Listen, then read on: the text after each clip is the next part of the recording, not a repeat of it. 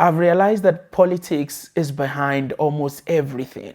When you talk about representation, you talk about almost anything, there is politics behind it. And in this case, I think it's about superiority. Who is bigger, who is better, who plays music better, whose high life is better, like even high life originated from Ghana, but it's been indigenized. And if you listen to Iti Mensah's high life, you can't compare it with Fela Kuti's high life. They are different. The kind of high life Fela Kuti played before he moved on to Afrobeat.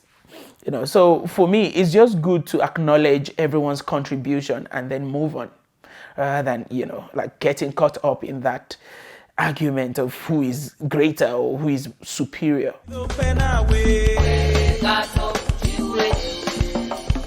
Hello everyone, welcome to my channel. My name is Joseph Kunnuji. I thought to make this video to contribute to a certain discussion that's going on Facebook. A friend drew my attention to this discussion, and it's about the Ghanaian origin of Afrobeat. So some say that Afrobeat, not Fela Kuti's Afrobeat, but the hip-hop, like Nigerian hip-hop, that's now known as Afrobeat, originated from Ghana. And then a friend of mine, Taiwo Oba Timothy, tagged me in that conversation. So I thought to make this video to sort of contribute to it. Meanwhile, if you have not subscribed to this channel, kindly subscribe and press the notification button so that you get an update each time I release a new video. So very quickly, I believe that conversation has roots in a documentary titled Afrobeats, The Backstory, which is available on Netflix. It has 12 episodes and it's an amazing work. It's a very well-researched documentary, and I must commend Ayo for that huge contribution. For me, it was quite nostalgic. I couldn't just take a break. I kept on watching from one episode to the other, and I had to space it over a few days, and eventually I got to cover the entire documentary, 12 episodes. So if you have not seen that documentary, kindly go and search for it. Then it will provide a context for this conversation that I'm having. So in that documentary, one of the things that Ayo mentioned is that the Palungo Rhythm, which he referred to as the 5-beat pattern, is now very widespread in Afrobeat music. Like so many producers now use that rhythm in Afrobeats.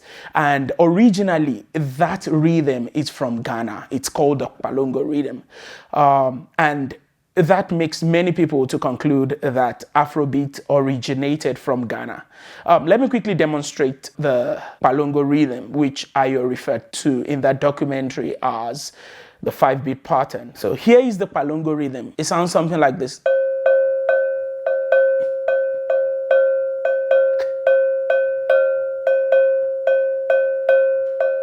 And so Afrobeat producers have various iterations of this rhythm, and in fact it's no longer limited to the Nigerian scene. Now you find this rhythm on several hip-hop songs even in the US, and let me not say several, let me say a few hip-hop songs even in the US, and it's quite widespread these days.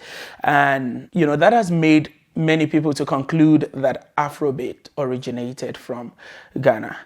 I think I would like to start my contribution by first trying to define Afrobeat. I think that might be where the main issue is. If you define Afrobeat as involving all the Africanized forms of hip-hop, that's talking about hip life from Ghana and all of that, then that's going to make it quite loose. It's going to make it quite cross-cutting, and that makes it difficult to argue that it started from one place or the other. But if you define Afrobeat as the Nigerian form of hip-hop, which stems from the Lagos music scene, then one will be able to address this question better. Like if Afrobeat is defined as Nigerian hip-hop music or Nigerianized or Africanized the Nigerian iteration of hip hop music, then it makes it really easy to answer that question as to the origin of Afrobeats. So for those who use that very wide, very broad definition that Afrobeat is like every form of Africanized hip hop, I feel like that definition to an extent complicates this matter, because if you say Africanized hip hop is what Afrobeat is, then it's difficult to really argue that it originated from one place or the other.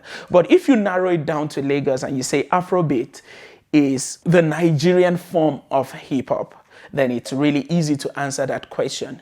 In the first place, when you say that because Palungo Rhythm is now widely used in Afrobeat, it's from Ghana, I would argue against that. I would say no, because there are so many cases of indigenizations of almost everything. Come to think of it, everyone has borrowed at one time or the other from one culture or the other.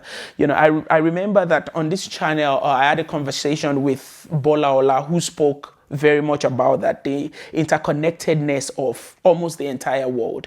You find a certain instrument that has made its way to another part of the world and it's become indigenized.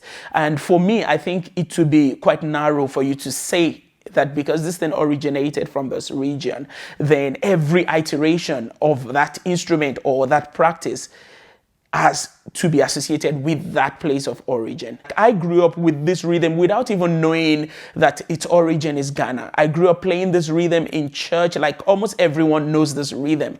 It's something that has been in Nigeria for several generations.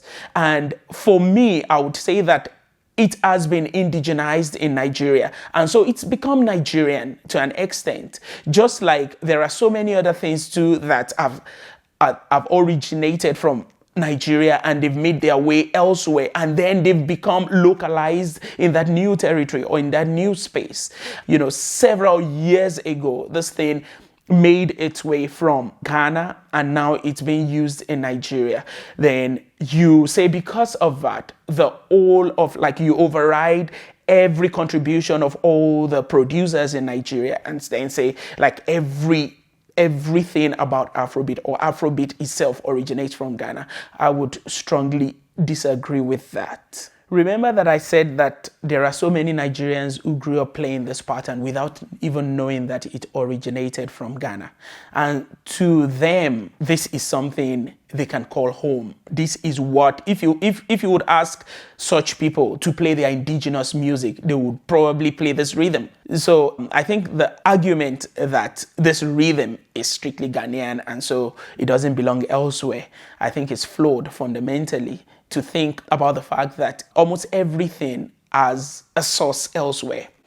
And even this Palungo rhythm that we're saying is from Ghana, if we could go as far back as a few centuries, you might be shocked. I won't be surprised if even this Palungo rhythm was influenced by music from somewhere else. And that is the story of the world. There have been what we call cultural crossover. There are so many instruments today that are known as East African instruments, but were originally Indonesian instrument. An example is the xylophone. Like you can go on and on. There are musical styles. Like if you listen to certain iterations of Malian music, you will hear Arabic influence. And so I think it doesn't serve any purpose to say that, no, this Malian style or this style from Senegal is Arabic. It's because it has its origin in Arabia. The question is, who made up this current Afrobeat that we know today? It's Lagosians. And so for me, it doesn't really serve any purpose to make an argument that it originated from Ghana just because of the Palungo rhythm that is now being used in Afrobeat. I would want to know who are the major contributors to shaping Afrobeat as we know it. When you talk about Afrobeat, you're referring to the music of Burna Boy, of the music of Wizkid, Tiwa Savage, and the rest of them. So if the question is about who are the people currently shaping that sound, I would say it's Nigerians. Most of them are resident in Lagos. Like, Lagos looks to me like the epicenter of Afrobeat. And that is why you see that someone like Beyonce would collaborate with a number of Nigerians. And of course, this is not to discredit what's happening in Ghana. Ghana also has a very vibrant hip life scene, which I will not refer to as Afrobeat. That is hip life. What we have in Lagos or Nigeria is Afrobeat. So I think that helps to clarify that issue. If we have a concise definition of what Afrobeat is, it helps us to clarify the issue of its origin. And the way I have defined Afrobeat, it's clear that it's from Lagos, and the major participants and those who are shaping that sound are people based in Lagos, or if you may, in Nigeria. For me, the question is, who are the major contributors to this very iteration as we know it, this form of hip hop, which we know as Afrobeat today? Who are the major proponents? Who are the major contributors? Then it's easy to answer the question. It's Lagosians. Even if you say, oh, the origin of Afrobeat is Ghana, and then what? Like, for me, I don't really know the end. I don't really know the goal of making this argument. And one other thing that I've found is that whenever people make this argument about what belongs where, who owns what, it's usually about the politics of dominance, is about that politics of superiority, who is bigger, who is better. And you find that that's very common between Nigerians and Ghanaians. They argue about jollof rice, whose jollof is better. They argue about soccer, who plays soccer better. Is it Nigerians or Ghanaians? And, like the same thing has spiraled into music. And then, people want to say hip life is better than, like, that's what it suggests to me. And for me, I won't really want to go that route. I'm not interested in that rivalry. Like, instead of looking at how we are superior or what we do better than Ghanaians, I feel like we should just learn to celebrate each other. We should just learn to celebrate, oh, Nigerians are doing this, it's amazing. Ghanaians are doing that, it's beautiful. Like, I want to collaborate with this person because what he's doing is amazing. So that argument for me is baseless. Like, I won't want to be part of that argument. And in fact, if you want to be sincere, you see that quite a number of Nigerians actually popularize that pattern. Almost everyone who knows that pattern beyond West Africa probably heard it from a Nigerian music. So for me, there is no point, making that argument. So just to wrap it up, I would say that if we define Afrobeat, if we don't use Afrobeat as a cover term for hip hop everywhere in Africa, it helps us to answer that question. The Nigerian iteration of hip hop, which is now known as Afrobeat, is clearly from Lagos, Nigeria. It's clearly from Nigeria. And of course, it's about a formation which has participants even in the UK, in the US. It's like an Afrobeat formation, and it has participants from different parts of the world. And in fact, this day and age, places are less relevant when we talk about musical formations. You could have someone who is an ardent follower of Afrobeat but lives in South Africa. It's not necessarily about a place. But in terms of where you have a huge concentration of people who participate in this Afrobeat formation, it's Lagos. And from Lagos, there is so much innovation that stems, that shapes Afrobeat as we know it today. So please let me know what you think in the comment section on the origin of Afrobeats. That's Afrobeats with the S, not Fela Kuti's Afrobeat.